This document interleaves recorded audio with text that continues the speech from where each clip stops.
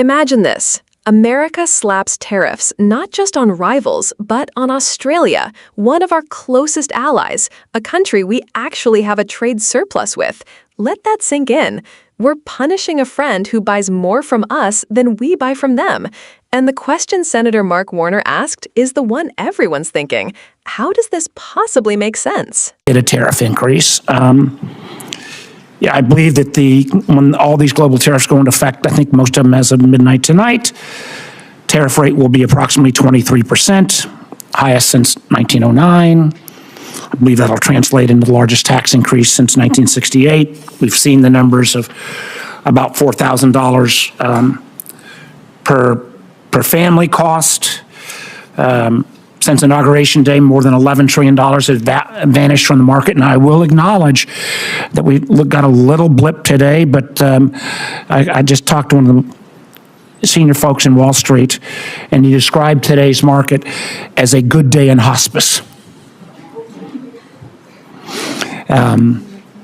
I wouldn't use his name because, there are no good days in hospice, but that's kind of how I feel. And again, I know you guys are supposed to know more than all of Wall Street, but when every firm says, we're going to see increased chance of recession, and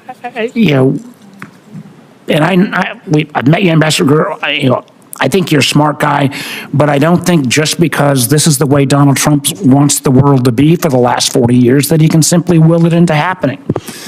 In my state, the Port of Virginia accounts for $124 billion in trade. That amounts to about 500,000 jobs. Those are all up for grabs now. We got 800,000 small businesses in Virginia. These tariffs are going to wallop them. I had last week a guy in from a local brewery in Alexandria. The owner's name is Bill.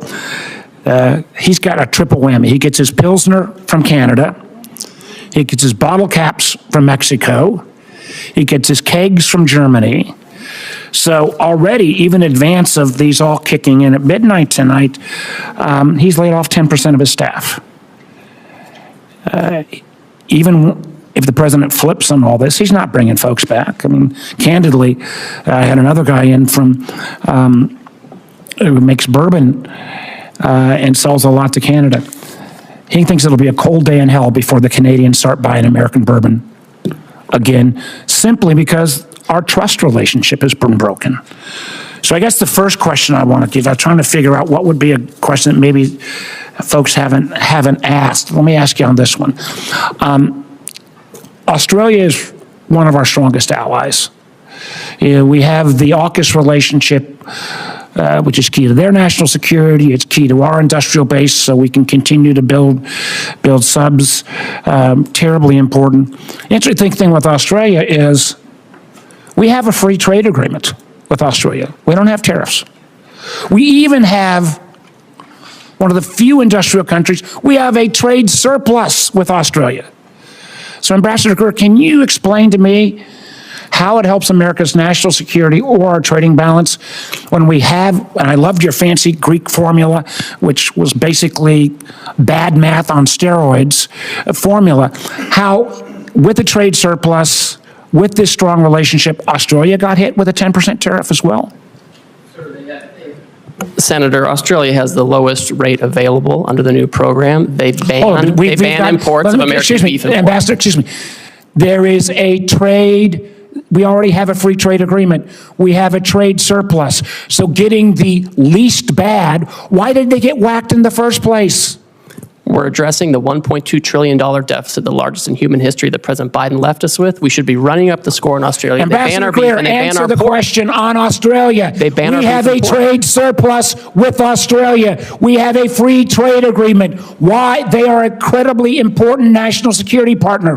Why were they whacked with a tariff? Senator, despite the agreement, they ban our beef, they ban our pork, they're getting ready to impose measures on our digital companies. It's incredible. With your Greek letter formula, the fact that we have a trade surplus. We have a global tariff on everywhere. We're trying to address the $1.2 trillion deficit that Biden left us with. I think that answer, sir, you're a much smarter person than that answer. The idea that we are going to whack friend and foe alike and particularly friends, with this level is both, I think, insulting the Australians, undermines our national security, and frankly makes us not a good partner going forward. The lack of trust from friends and allies based upon this ridiculous policy that goes into full effect at midnight tonight is extraordinary. I go back to what the market believers believe today is happening. A good day in hospice. I'm afraid if we keep these tariffs in effect, we're looking like an economy that will be in hospice. Thank you, Mr. Chairman. Senator Daines. Mr. Chairman, thank you. Ambassador Greer, welcome to Capitol Hill. Mark Warner isn't just venting. He's drawing a map of how trade policy, alliance trust, and real people's livelihoods get tangled when a government reaches for blunt instruments. The target of his frustration is simple to state and hard to justify. Why hit Australia, one of America's closest security partners, with a blanket tariff when the U.S. actually runs a trade surplus with them and has a free trade agreement in place? In plain terms, Australia buys more from us than we buy from them. That's the outcome every administration claims to want. So why punish a partner that's already doing what we say we want the world to do? Warner's point lands because it blends data with lived consequences. Families are already paying more. Markets are wobbling. Small businesses are making preemptive layoffs before the full tariff schedule even kicks in. Listen to the brewery owner he cites. Malt from Canada, caps from Mexico, kegs from Germany. 3 ordinary inputs that suddenly get pricier at once. A 10% cut to staff isn't a theoretical model. It's fewer shifts, missed rent, kids taken out of after-school programs. Even if policy reverses later, many owners won't instantly rehire. Once trust and liquidity are shaken, they act cautiously. That good day in hospice line isn't finance speak. It's a gut check. Temporary upticks don't cure structural damage. Now, the Australia piece is bigger than dollars. We're in a strategic partnership with them. AUKUS is not just a press release. It's shared submarine production, tech transfer, and industrial-based planning over decades. When you slap a tariff on a partner like that, you're not just changing a price, you're changing a relationship. Alliances are glued together by predictability as much as by interests. If Washington treats friends and competitors with the same tariff hammer, allies stop future-proofing with us. They hedge, they delay purchases, they route supply chains to avoid U.S. exposure. In the Indo-Pacific chessboard, that hesitation is a gift to Beijing. The hearing also surfaces a quieter but crucial lesson about who pays a tariff. It doesn't come from a foreign treasury. It's charged to the importer at the U.S. border and then flows into prices or margins.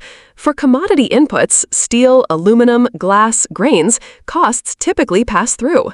For capital goods, lithography tools, GPUs, fab equipment, the price impact cascades down the entire semiconductor stack. Warner's critique about not exempting lithography or GPUs isn't a niche complaint. It's a warning that upstream frictions raise downstream costs for everything from AI training to autos. If you're trying to onshore chips with TSMC and partners while simultaneously taxing the machines that build those fabs, you're running industrial policy with one foot on the brake. There's a legal and diplomatic wrinkle, too. The U.S.-Australia FTA zeroed out most bilateral tariffs years ago. If a new universal surcharge overrides FTA preferences, even if labeled as a national security or emergency measure, you're signaling that U.S. commitments can be sidestepped at will. Maybe there are sectoral disputes, sanitary rules on beef or pork, technical barriers in specific lines, that the trade rep cites. Those fights are real. They happen under every FTA. But the normal way to resolve them is targeted, case consultations, dispute panels, negotiated quotas, not a blanket hit that lumps an ally with offenders. Broad tariffs are simple to announce and expensive to live with. Warner's bad math on steroids jab at a fancy formula is the political version of a technical critique. Models that justify across-the-board tariffs often abstract away the friction costs, retaliation risk, compliance time, contract rewrites, supply rerouting, capital spending deferrals, and the long tail of "we don't trust you anymore."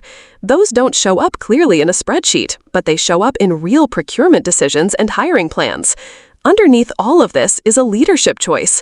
You can use tariffs as leverage, surgically, tied to clear asks, with off-ramps your partners can actually take. Or you can use them as a worldview, permanent, universal, and indifferent to friend versus foe. The first approach is messy diplomacy. The second feels decisive but corrodes credibility. Warner's warning is that once you normalize the second, you may wake up with higher consumer prices, a spooked investment climate, and allies quietly choosing other anchors.